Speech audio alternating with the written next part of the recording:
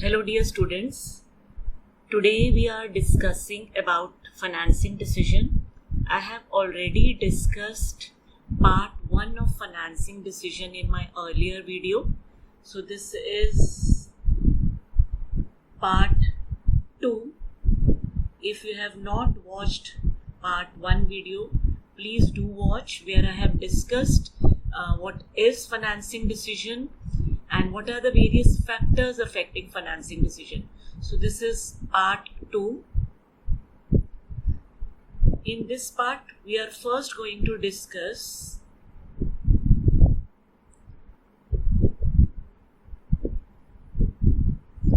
what is capital structure.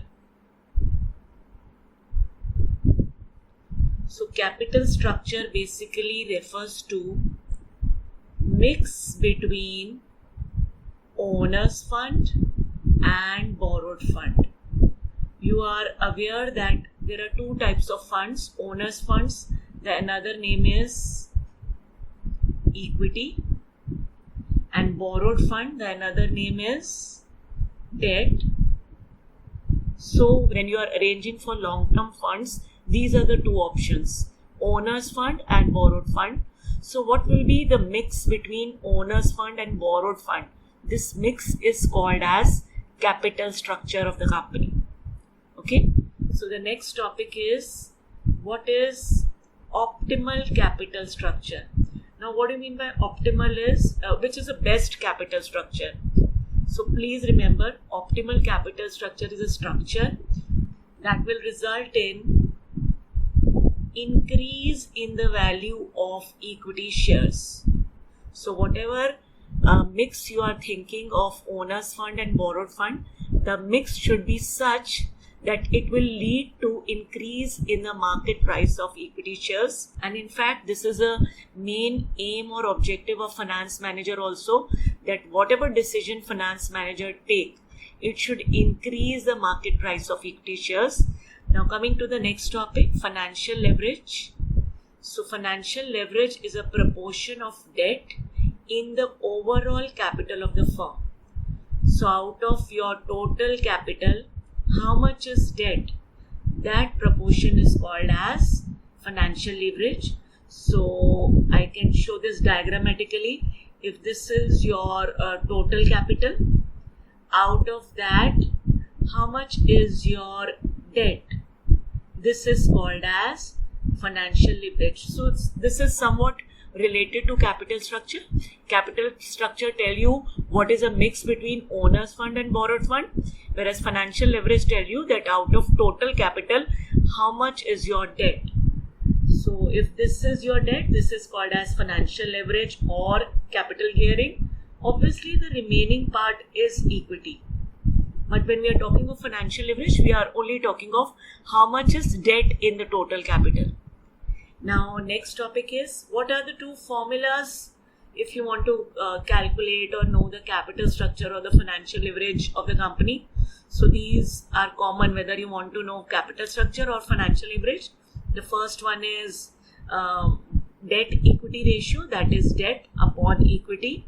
So by this you will come to know what is your capital structure or financial leverage, or the second formula can be debt upon debt plus equity. So debt plus equity is actually your total capital. So these are the two formulas to calculate capital structure and financial leverage. Now coming to the most important topic of this chapter, that is trading on equity. And in this particular topic, you can have a practical question also or a theoretical question also. Very important topic. Let us discuss this. First of all, you should know what is another name for trading on equity. It is positive financial leverage, or you can say favorable financial leverage. Let us see the meaning. Trading on equity refers to increase in the profit earned by equity shareholders due to presence of fixed financial charges like interest.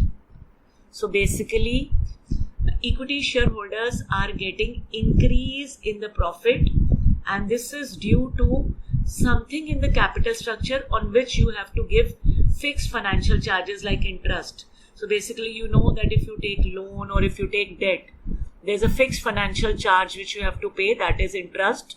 So due to presence of fixed financial charge, ultimately the profit is earned by equity shareholders. This concept is called as trading on equity.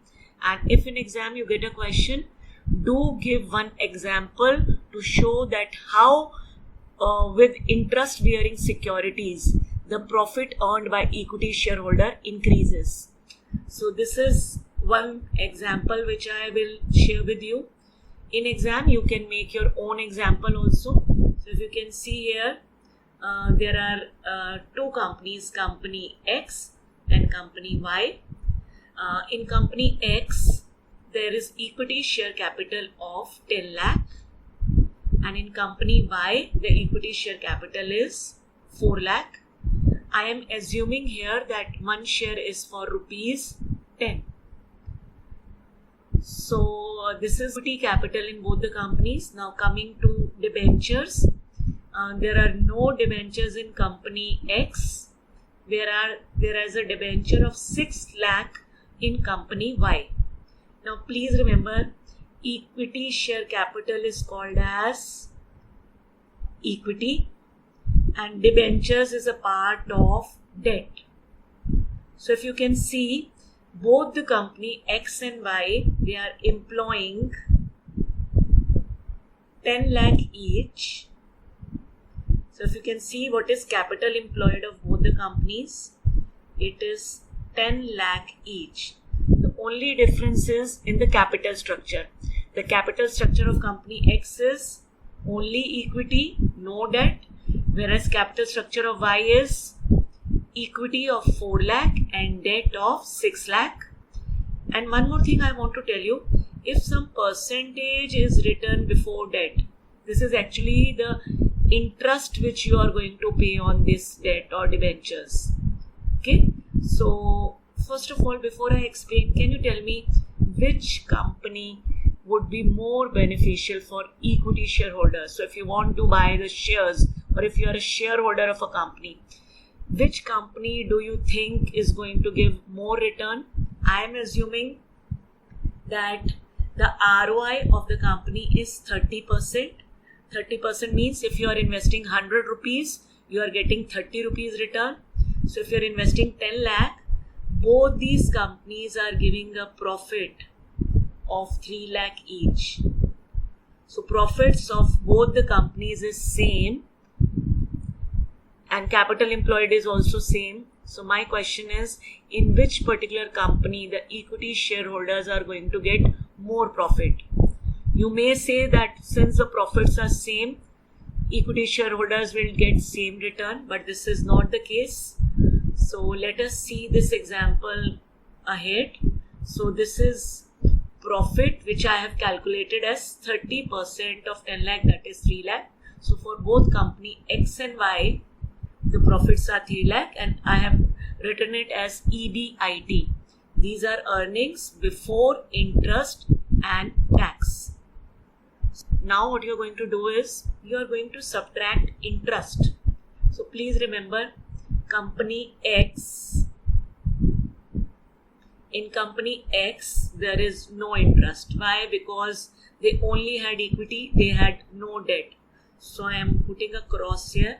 They don't have to pay any interest. Whereas company Y, they have taken a debt or loan of 6 lakh and on that they have to pay 10% interest. So what is 10% of 6 lakh? 60,000. Okay, so I am going to subtract interest from EBIT. What you will get is EBT. So I is removed. What is left is earning after interest but before tax. So 3 lakh minus 0 is 3 lakh and 3 lakh minus interest. Now EBT, earning before taxes, 2,40,000. Now let us assume the tax rate to be 40%. You may be given a tax rate, so you can find the tax rate accordingly, but in this example I am assuming it to be 40%. So company X will give 40% of 3 lakh, that will be 1,20,000, and company B will give a tax of 40% of 2,40,000, so that is 96,000. So have you noticed one thing here? Both the companies were having same capital employed, both the companies were having same earnings, but which company is paying more tax? The company where there is only equity. Where you had debt in your capital structure, the tax is less. So this is because of the reason that interest is a tax deductible expense. So before you pay tax, first you have to subtract interest. So by paying of interest, the tax of company is saved. From EBT, I am going to subtract the tax so that I can get EAT or PAT. What is EAT? Earning after tax, or PAT is profit after tax. So it is 3 lakh minus 1,20,000, that is 1,80,000. And for company Y, it is 2,40,000 minus 96, that is 1,44,000. So this is earning after tax. Now what you need to calculate is EPS. What is EPS? Earning per share. So if you are a shareholder of this company, how much will be your earning per share? Which particular shareholder is going to get more earning? The shareholder of company X or company Y? So for this formula, you have to take EAT and you have to divide it by number of equity shares. So EAT in this case is 1,80,000, and I need to divide this with number of equity shares. Let's check about what are equity shares in company X. So it is 10 lakh rupees, and I assume that one share is of rupees 10. So the number of shares in company X is 10,000. Whereas number of shares in company Y is 4 lakh divided by 10, that is 4,000. So you will be needing this. You have to assume what will be the nominal value of share. It can be 10 or 100. Most of the times it is given in the question. Otherwise you can write your assumption. So what I am doing is I am dividing 1,80,000 with number of equity shares. So in this case it is 10,000. So my answer is rupees 1.8 per share. This is earning of shareholders of company X. Let us see for company Y.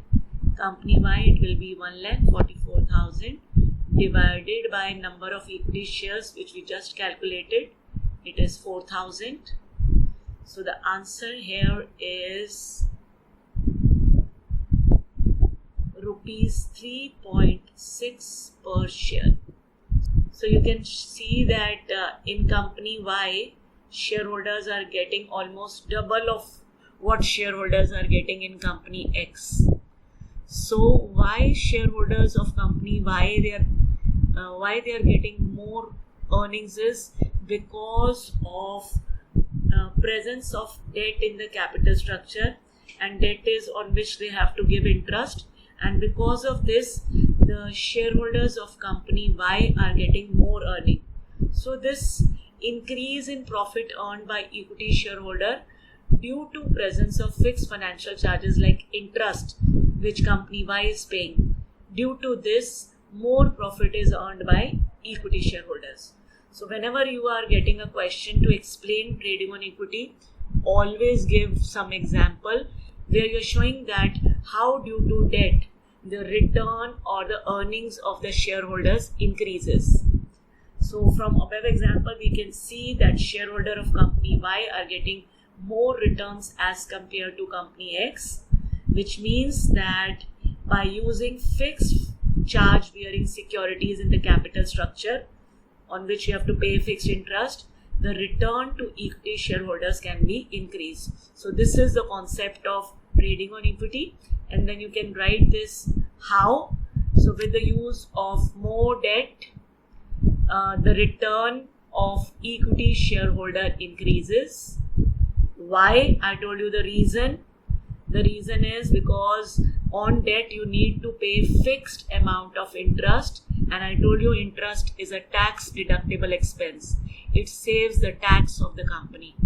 Now coming to the most important part, when or what is a condition you have to keep in mind for trading on equity. So please remember this condition.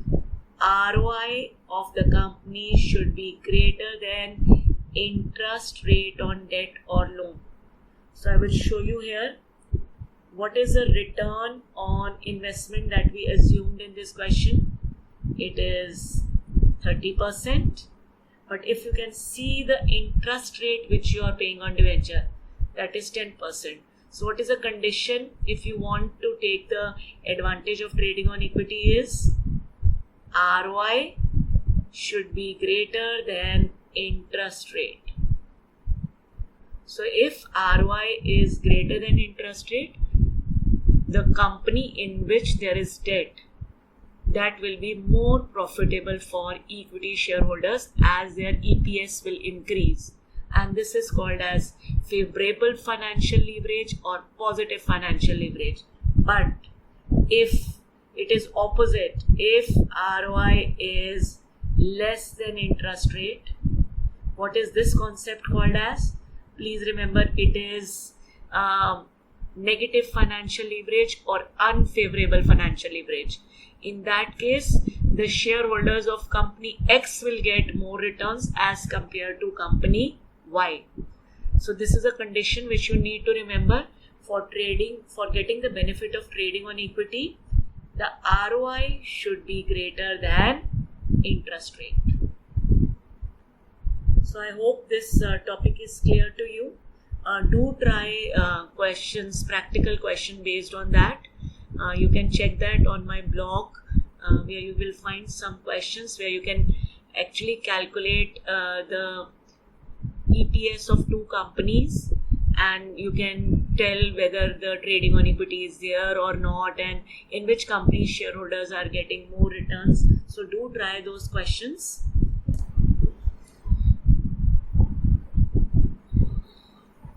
Now let us discuss the next topic, that is factors affecting capital structure. And I have already told you what is capital structure. The mix between debt and equity is called as capital structure. So when companies are deciding the capital structure, what are the factors they have to keep in mind? So that we are going to discuss. I want to show you that this particular topic is somewhat related to the financing decision. So you will find many factors which you have already done in financing decision. So let me show you first the total factors. So if you can see, there are total 14 factors which we are going to discuss, and few of them you have already covered in factors affecting financing decision. So let us first start with the factors which we have already done. So coming to this first one, you have already done this under financing decision, cash flow position. So if cash flow position of the business is good, they can afford to pay interest on time and repay the principal amount on time, so they should go for debt. But if the cash flow position is not good, it is better to go with equity. So if you can see here, please remember, company need cash for basically three things. One is your normal day-to-day business operations for like paying of salary, electricity bill, telephone bill, etc. Then you also need cash for investment in fixed assets. And third, and the most important, you need to meet your debt service commitment. What is debt service commitment? That is payment of interest and repayment of the principal amount of loan. So if company is having a strong cash flow position, then company can go for debt, as they are there in a position to repay the principal amount and pay the regular interest. But if company is not having a good cash flow position, it is better to opt for equity. Now let us see few more which you have already done in financing decision. Risk consideration. This was also there in factors affecting financing decision. So you all are aware that when we take debt, there is a financial risk. Okay, so you have to see what is your business risk. So in every business there is some risk.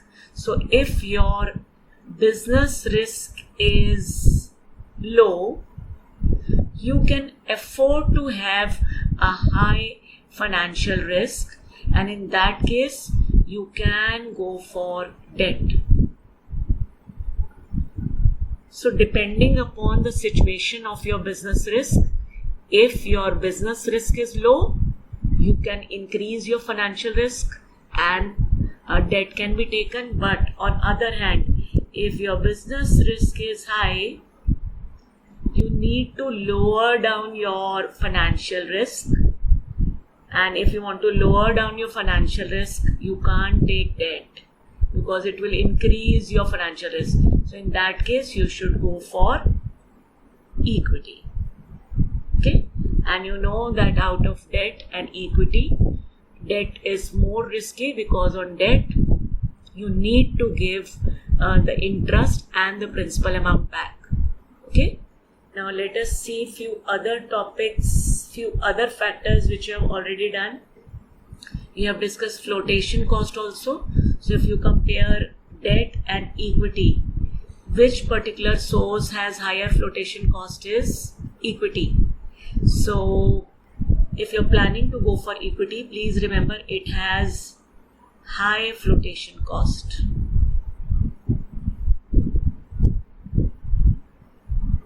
Whereas if you go for debt, the flotation cost is low. So you have to keep this factor in mind while you are deciding the source by which you are going to arrange funds.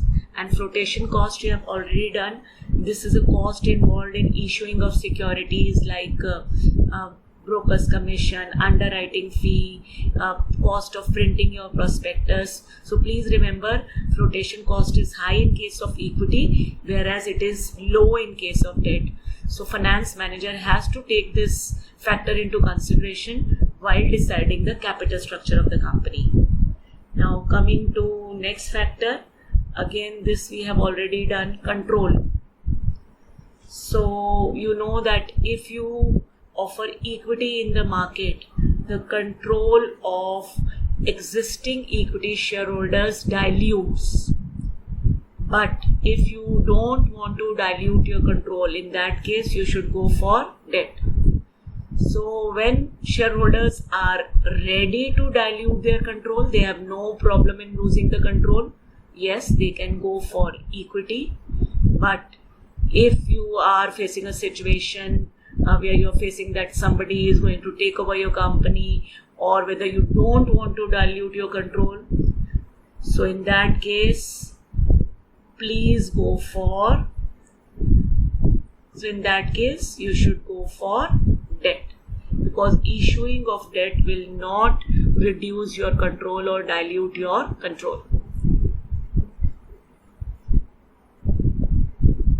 So these are the few factors which you have already done, and in fact you have also done this in factors affecting financing decision. Stock market conditions. So you know that stock market may be rising or stock market may be going down. So when the stock market is rising, it is called as bullish market. And when the stock markets are going down, this phase is called as bearish phase, when the share prices are going down. So there we have done the two concepts, boom period or depression period. So boom period is bullish period and depression period is bearish period. So if there is bullish phase in the stock market, please remember it is better to go for equity. But if there is bearish phase where the share prices are going down, people will not prefer to buy equity. So in that case, you should go for debt. So what are your stock market conditions, or what are your capital market conditions? What is the phase through which you are going? What is a stock market phase right now will depend whether company will offer equity or debt. Now these are the factors which you have already done. Now let us discuss the other factors. So first one we have already done, cash flow. The second factor is interest coverage ratio. First of all, please see what is the formula of interest coverage ratio, or ICR. It is EBIT upon interest. EBIT is earning before paying interest and tax upon interest. So I just want to give you one example. Suppose your EBIT is 10,000 and your interest is 1,000. So what will be your ICR? So ICR is 10 times. So what does this ratio shows? That your profit is how much times of the interest you have given. So if it is 10 times means whatever interest you have to give, your profit is 10 times more than that. So please see the meaning. It refers to number of times earning before interest and tax of the company covers the interest obligation.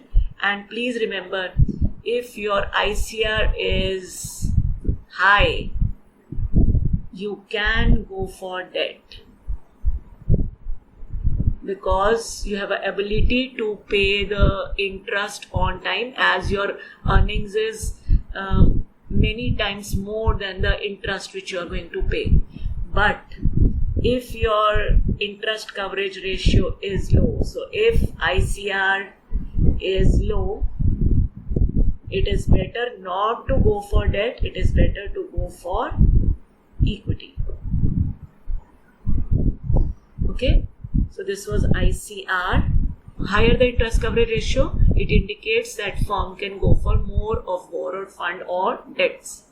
Next is debt service coverage ratio. Again, if you can see the formula of this ratio, it is profit after tax plus we are going to add depreciation, which is a non-cash expense. We are going to add interest, which is a non-operating expense, and we will add other non-cash expenses. So this is a numerator, and then in the denominator we have preference dividend, we have interest, and also when we take loan we need to repay the principal amount. So there are three things in the denominator. So again, same as ICR, if this ratio is high, if there is a high debt service coverage ratio, means you are there in a position to pay your interest and the principal amount back. So higher the ratio, more are the chances that firm can go for debt. But if this ratio is low, it is better to go with equity. And if you compare ICR and DSCR, please remember DSCR is better than ICR. And what is the reason? If you can see, there are three things in denominator which are being covered. Preference dividend, which you have to pay, interest, and even the principal amount. But in ICR, it is only covering the interest. Please remember, when you are taking loan, do you only have to pay interest or you have to pay the principal amount also? So you have to pay both. So out of ICR and DSCR, which ratio is better? Debt service coverage ratio. And also, if you can see the numerator, in the ICR, the numerator is EBIT, that is earning before interest and tax.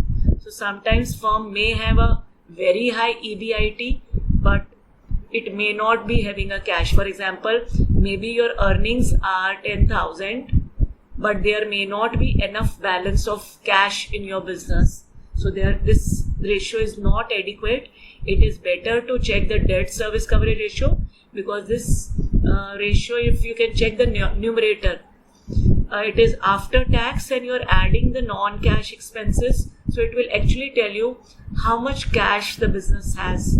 And accordingly, you can take a decision that if you have enough cash to pay your interest and principal amount and preference dividend, in that case, you can go for debt. Otherwise, it is better to go with equity. So if somebody asks that out of ICR and DSCR, which ratio is better? So please remember, this DSCR is better than ICR.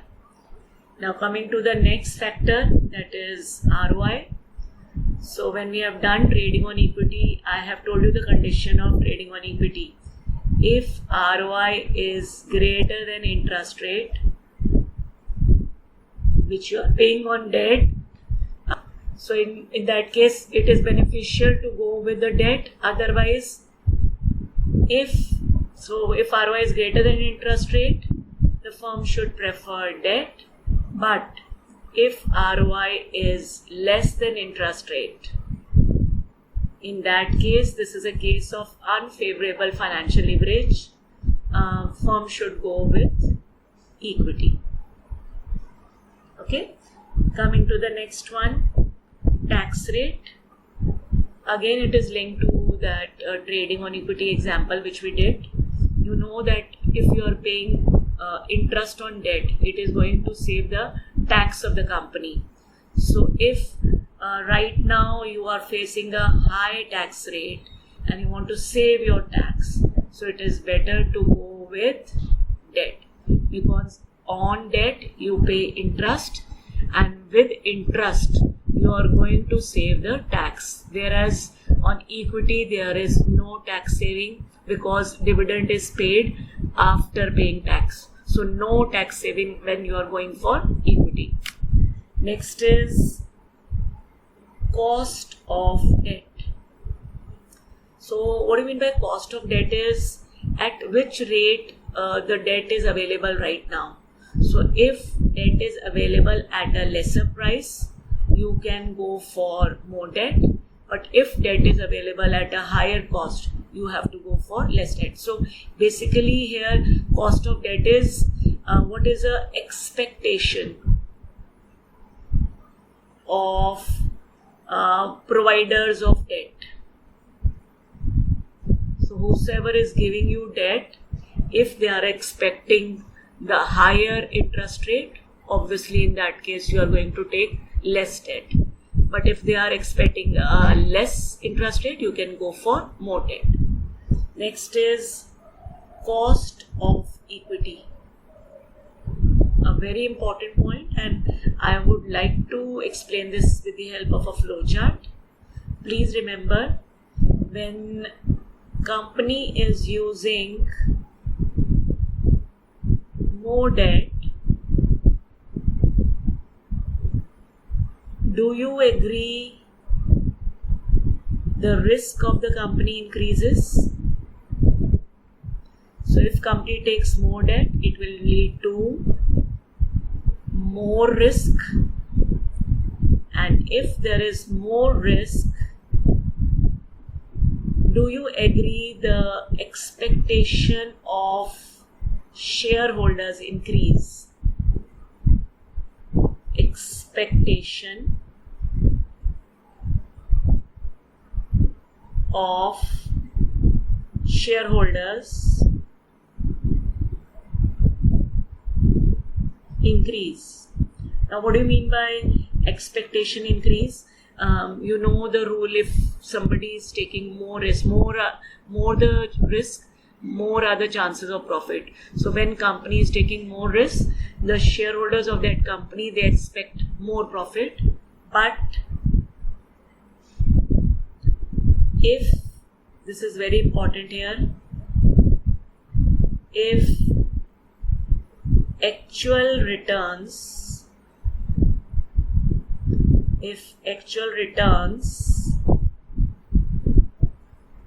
are less than expected returns,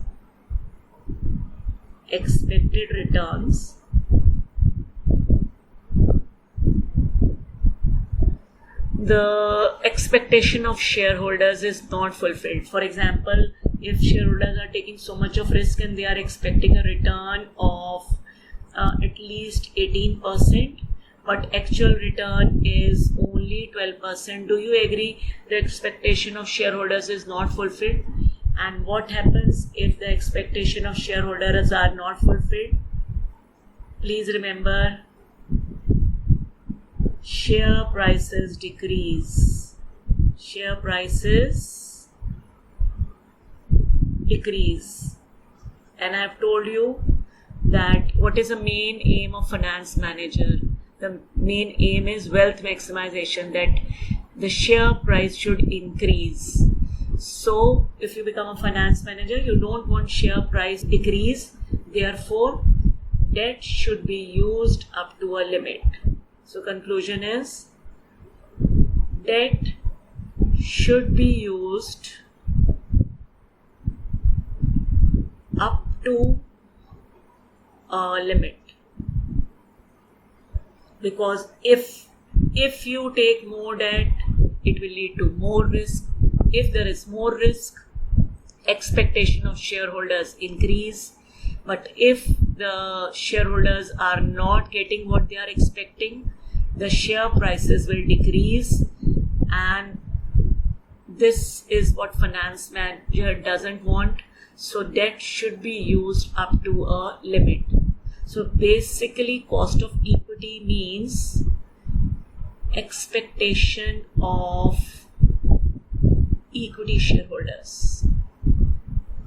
You want that equity shareholders should get what they are expecting. So debt should be used up to a limit. Now coming to next point, flexibility. So every company has a debt taking capacity. Nobody can take unlimited amount of debt. So all the organizations, they should not use their debt capacity to fullest. So the companies should not utilize their entire debt taking capacity. They should leave some debt capacity so that in future, whenever they need funds, they should be able to take debt. So suppose a company has a debt taking capacity of 20 lakhs and they have already taken a loan of 20 lakhs. Do you agree they cannot take loans further because they have already utilized their entire debt taking capacity? So you should keep some part of debt taking capacity intact so that in future if there is a need, you can easily take the debt. Next is regulatory framework. So please remember, whenever companies are issuing debt or equity, they have to follow the guidelines which are given by SEBI and Companies Act. And also when you are taking loan from banks and financial institutions, there are certain norms or terms and conditions which you need to follow. So as a finance manager, you have to always keep in mind what is a regulatory framework or the rules or regulation and the norms which you have to follow regarding issue of debt or equity. The last point is capital structure of other companies. So if you are planning a capital structure of companies, will you refer to the capital structure of the companies which are there in your industries? So please remember, you should always see what industry norms are, what other industries are following. You must refer. Do refer what are they doing. But please remember, you don't have to follow the industry norms blindly. So you refer everything, but do what suits you. Don't follow the industry norms blindly. For example, if the industries are following a debt equity ratio of 2:1, it is not necessary that you will also follow the same. You can see what is the requirement and conditions of your business and then decide what will be the best mix of debt and equity in the capital of your company. So don't follow the industry norms blindly. So I hope all these factors are clear to all of you.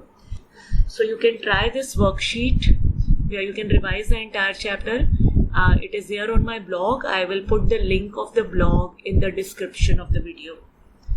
So that's it for financing decision. I hope this topic is clear to you. So I wish you all a happy learning. Bye.